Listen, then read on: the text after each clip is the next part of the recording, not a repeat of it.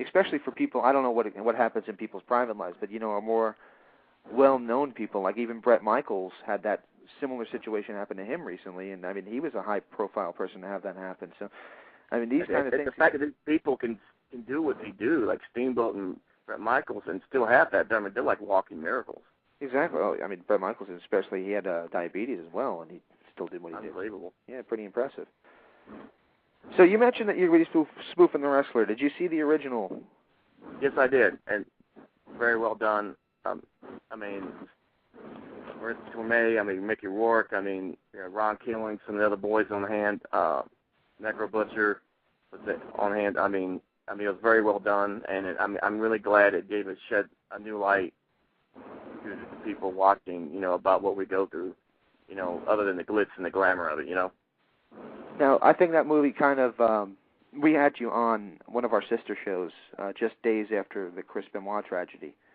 And I know that you did dark matches with Chris leading in, and I know you guys probably had a friendship to some degree. And oh, yeah, we were on the road together, trained together. And it's just, it's a tragic shame how his life ended, because most of his life was just amazing about what he did, and and what a great athlete he was, and what a testament he was to the wrestling business.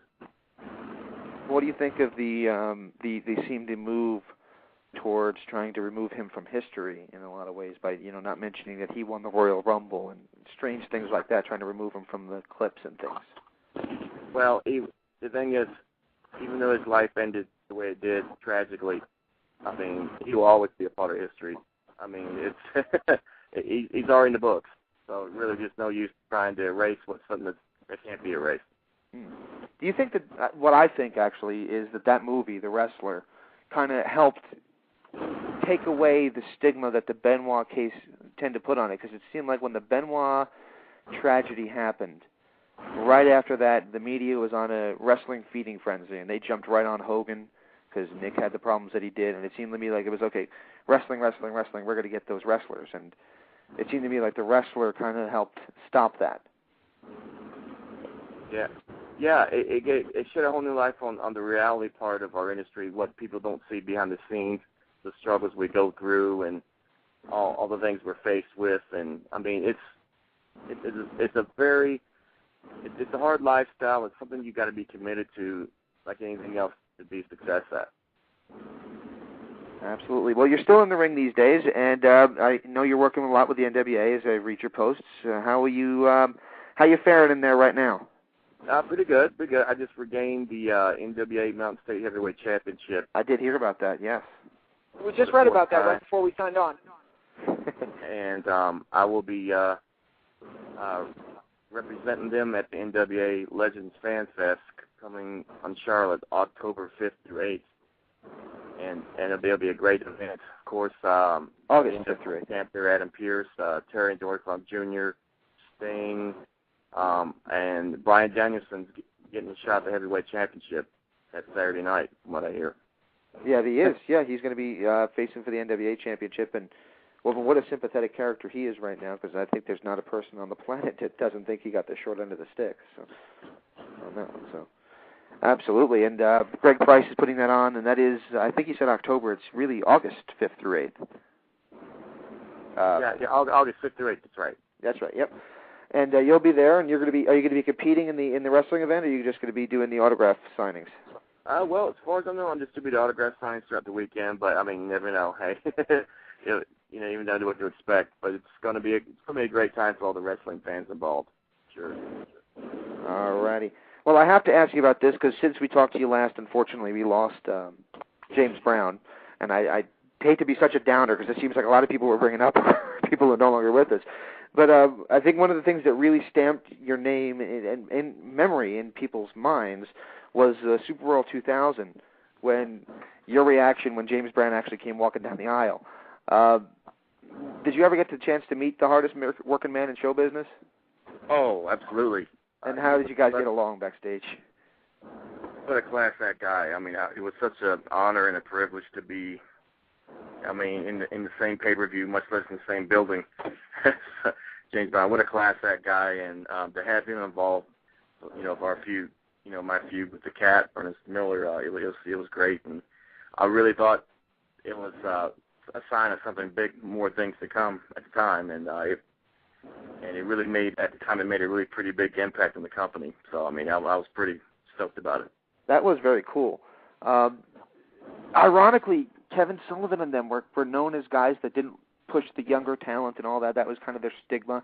And then when Bischoff and Russo came back in, it would have been a pretty safe bet that a character that actually had gotten over from the first Russo era to when Kevin Sullivan was booking would be a natural fit for them to continue working with because they were trying to build new talent. And it seemed like that was when they really stopped using you. Any reason? Well, it was kind of on again, off again type thing. It's like, but it wasn't just me. It was like a lot of us. We would start one thing and then do something completely different the next because we have a new boss every 2 weeks. It was just like it was crazy, But I mean, we did the best we could. I mean, and at one time before it really got rough, financially. I mean, we had the most incredible talent array in the entire world, bar none. There was the Nitro that I'm talking about. You were standing ringside, and then they had everybody that was on the roster standing ringside, except for I think they ended up calling them the Millionaires Club, but it was just a lot of the younger talent that was signed to WCW at the time. And when you just look at that ring, all you could think of is, man, this company is just amazing what they had to offer talent-wise. Oh yeah, bar none. I mean, it's just, and I believe if the Office had kind of worked more together rather, then it would still be going today. Absolutely. So we've just passed through our second Monday Night Wars, and if you can call it that, and unfortunately it didn't work out so well for the company that I think we were all kind of hoping would do something, and that's TNA. What do you think of the state of the business right now, and where do you see it? Do you see it possibly getting back to where we were ever a decade ago, or do you think that time's gone with MMA coming up strong and all that? Well, time will tell. I mean, TNA is still, they're still in the game, exactly.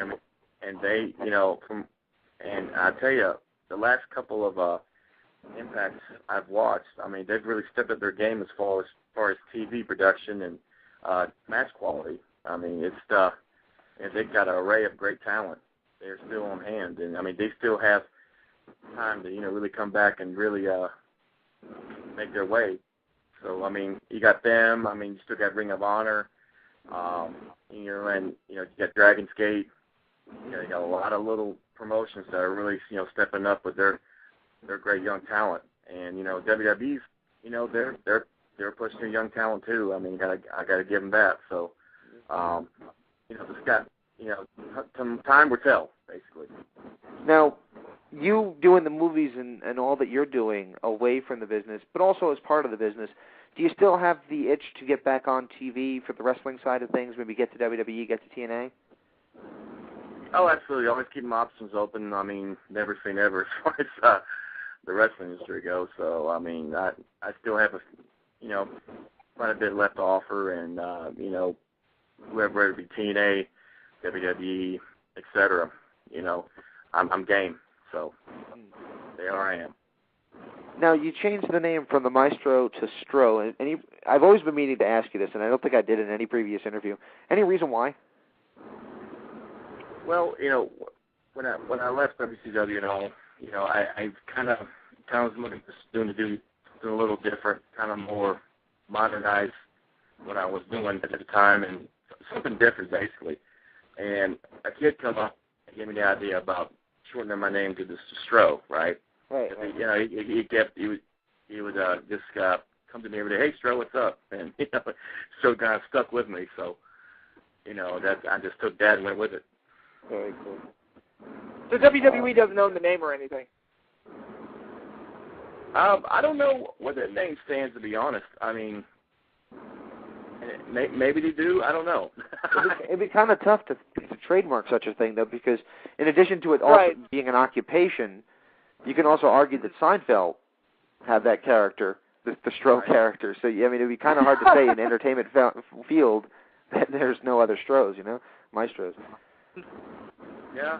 Well, I mean, I really don't know. I mean, where all that stood. I mean, it just kind of, you know, I'm not sure, but I mean, I'm just rolling with the Stro, and like I said, you know. All right, one last story I got to tell you, then I'm going to give you the chance to promote the websites and things of that nature, and maybe give a quick shout out to the fans. Quick story: I actually had Alicia Webb on the show about 2 years ago, and we were talking about you and different things that happened throughout her career, and she said that not long prior to our conversation, our interview with her, she heard a man's voice coming from the computer room in her house. I think she was in Mexico at the time, and it turned out to be her little boy had somehow managed to call you on Skype. Oh, yeah. Oh, my God, yeah. Oh, unbelievable. So she said that was the first time she had talked to you in a long time, and it happened under such a strange circumstance. Yeah. I mean, it was great to catch up with her finally. I mean, I haven't, seen her since Atlanta. Yeah, I mean, so, it was weird circumstances how it went about, but hey, you know. There you go. I thought you might get a kick out of hearing that one. All righty, so you got the website. It's just thestro.com, correct? Yes, absolutely. And it's got links to my Twitter, Facebook, MySpace, all the happenings, what's going on with me, and some of my trailers, some of my films. Absolutely. I've been keeping up with the trailers you've been posting, as well as some of the match clips you've been posting, and a lot of the really cool music you've been posting. As a big classic rock fan myself, I really enjoy every now and again seeing things pop up there. All right, man. Well, I can't thank you enough for stopping by. Be sure and check the Stro out at thestro.com, and check him out on Facebook. He's posting some awesome stuff here and there. And also WrestlingEpicenter.com, because he posts news there for us. And, of course, you can meet him at the NWA Legends Fest this coming August 5th, which is coming up real quick, just a couple weeks away. Absolutely.